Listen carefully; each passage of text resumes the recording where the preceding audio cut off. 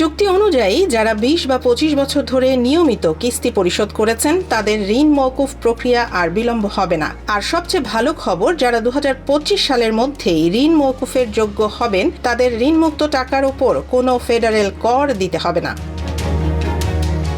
তবে সতর্কবার্তা আছে, এই কর ছাড়ের সময়সীমা ২০২৫ সালের শেষ পর্যন্ত।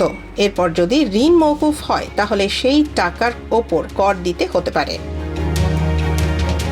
এই চুক্তি আদালতের তত্ত্বাবধানে বাস্তবায়িত হবে যাতে প্রক্রিয়াটি স্বচ্ছ ও দ্রুত হয়। তবে সেভ নামের নতুন ঋণ পরিশোধ পরিকল্পনাটি এখনো আদালতে আটকে আছে, তাই সেটি এই চুক্তির আওতায় আসছে না।